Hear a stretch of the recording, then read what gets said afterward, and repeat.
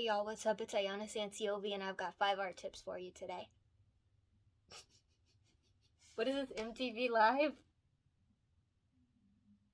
What's up? It's Iyona Sansiove and I have 5 art tips for you today. The first tip I have for you today is don't be afraid to erase a line. Okay, so you already drew the line in the first place, okay? Don't be afraid to make another one because you drew the first line, so you can just draw it again if you need to. And something that I do is when I'm making art and I drew something and I think it's really good, but I know I could probably do better if I erased a couple lines and shaped it up some. I will take a picture of the art that I made and then I will go put it into the computer digitally, and then digitally I will have that copy, or after I take the picture of it, I have it saved so I can erase and draw over the actual piece of paper that I was doing because I have the picture saved, if that makes sense.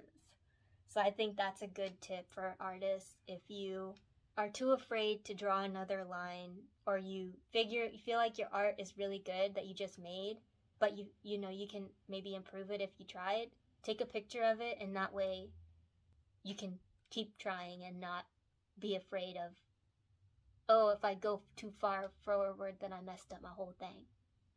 So that's tip number 1.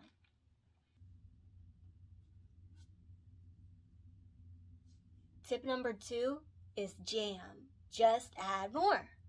So a lot of the times when you're making art and it seems like, I don't know, I have a good idea, but something about it, it doesn't seem like a final result. Just add more to it.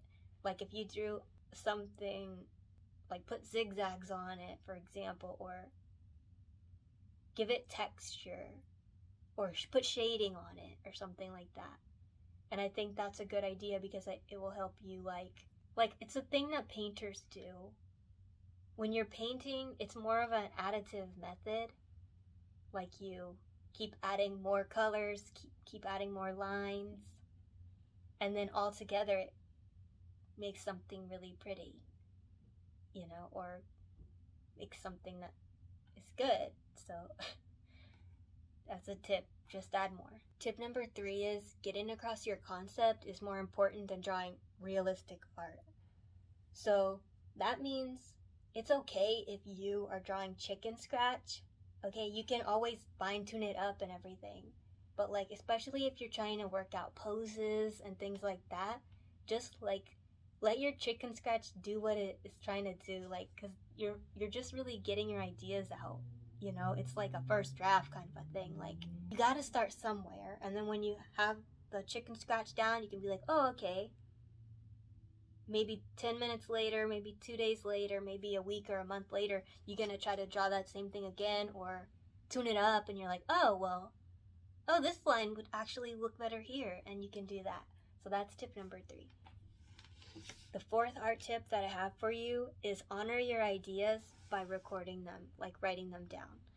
This is very important because I can't tell you how many times I've had really good ideas, and this is a long, long time ago, when I was doing art before I became a picture book author. I would have so many times when I would be drawing, or not drawing, I would have so many times where I have really good ideas, because it's easy to have ideas. I'm trying to say, if you write your ideas down, you can come back to them later. If you only have one sentence for a story, or you want to make a story about puppy dogs that are aqua people, deep sea divers or something like that. Okay, well, puppy dogs and deep sea divers, so you can just write those 2 things down. Or or you have a character's name comes into your mind and you're like, oh, okay, I don't have a name right now, but you would have the name and you'd write that down. And so one of the underwater dogs, you know what I mean? I'm not gonna write a whole story for you because that costs money, but Anyway, so that's what you would have, like, you know, bits and pieces, and you can further work on the idea and it will come together more and you'll have more of a fully realized idea. Like when I went about writing Ornocito, for example, I didn't know the full entire text of it. I didn't know exactly what the characters look like. Like I started somewhere, I drew what I think I was seeing in my brain until it kept becoming a more clear image, you know? And it kept becoming more clear, and I would just edit it and edit it again after each time it would come more clearer to me. But again, like that doesn't happen like all in one sitting. It happens over time. Like I feel like writing is a puzzle piece anyway. Like not a puzzle piece, but writing is like a puzzle, and maybe you have like most of the edges done and then a little bit in the center. And then, you know, a day later or while you're randomly watching TV, you'll get like more pieces of the puzzle will come to you, and you just add that to your list of, you know, your writing and your ideas. And then eventually the puzzle will be complete and you'll have a full story and you'll be like, wow, like so proud of yourself and happy that you did that. So yes, please honor your ideas by writing them down, because you have to start somewhere and you can build on your ideas that you write it down. Even if you write down just a word, just a sentence, even like a sentence of a picture. Like Ornocito was eating ice cream and it melted or something like that. Okay, well that's something. I can write that sentence down and work on it later, or, you know, as the vision becomes clearer to me as an artist, as a creative person, I can keep adding to it. So that's tip number 4. So the last tip number 5 is try it.